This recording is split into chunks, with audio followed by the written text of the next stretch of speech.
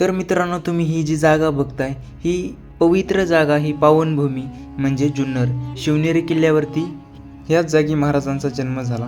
आणि तुम्ही साईडला इथं कमानी मस्जिदसुद्धा बघू शकताय. तर चला तुम्हाला दाखवतो. आणि हा आहे हमामखाना, म्हणजेच त्या काळातील आंघोळ करण्याचे स्थान. इथे त्या काळात आंघोळीचे स्थान होते म्हणून ह्याला हमामखाना असे म्हणतात.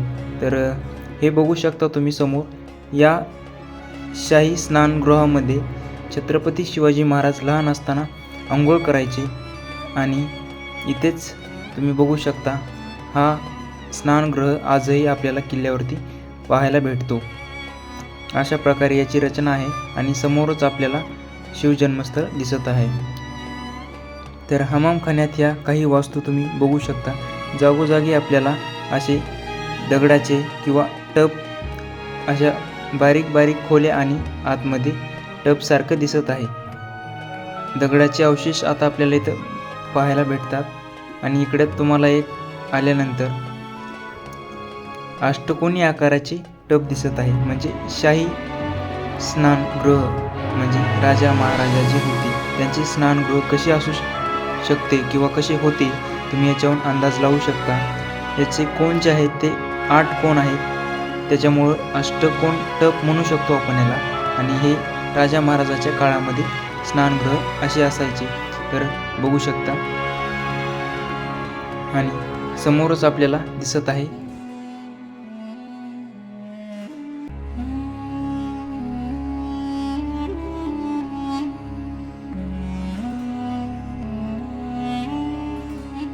शिवजन्मस्थानाकडे जात असताना उजव्या हाताला एक मस्जिद आहे, जिला कमानी मस्जिद म्हणतात.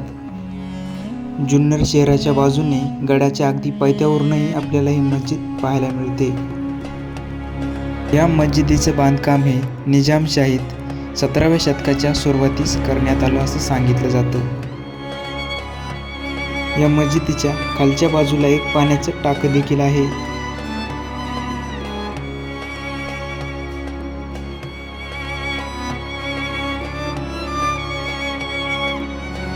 छत्रपती शिवाजी महाराजांच्या पदस्पर्शाने पावन झालेली ही भूमी आहे. आणि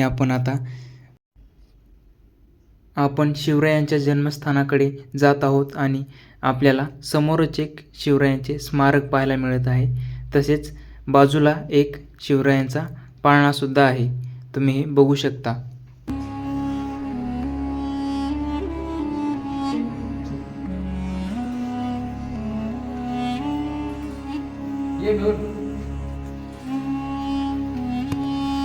ही तीच जागा आहे ज्या ठिकाणी आपले महाराज राहिले होते, ज्या ठिकाणी बसले असतील, ज्या ठिकाणी खेळले असतील, हसले असतील. या सर्व वास्तूंनी आपल्या महाराजांचे एक एक स्पर्श अनुभवला आहे.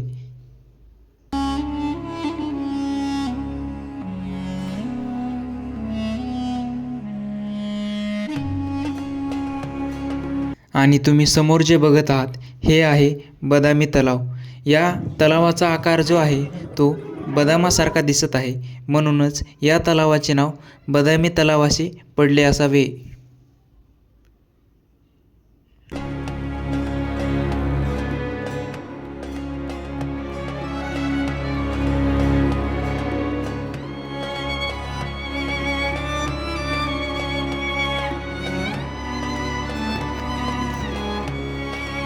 गडाचा एकदम शेवटचा भाग आहे हा. आणि ही जागा ती आहे जेव्हा आरोपी किंवा एखाद्या आरोपीला मृत्यूची शिक्षा द्यायची असेल तर त्या आरोपीला या कड्यावरती आणलं जायचं आणि या कड्यावरून त्याला पोत्यात घालून खाली दरीत फेकून दिलं जायचं. या कड्याच्या शेवटच्या पॉईंटवर जाण्यासाठी, म्हणजेच या बुरुजावरती जाण्यासाठी एकदम छोटा दरवाजा आपल्याला इथं पाहायला मिळतो. आपल्याला वाकून जावं लागतं या दरवाज्यातून. आणि समोरच आपल्याला जुन्नर शहराचे पूर्ण दृश्य दिसत आहे. आणि इथं बघू शकता एकदम अरुंद असा रस्ता आणि समोर बुरुज. ह्या आहे कडेलोट, म्हणजे इथून अपराध्याला शिक्षा दिली जायची. असं म्हणतात की आरोपीला या ठिकाणी आणलं जायचं आणि पोत्यात घातलं जायचं. त्यानंतर या कड्यावरून त्याला खाली खोल दरीत फेकलं जायचं.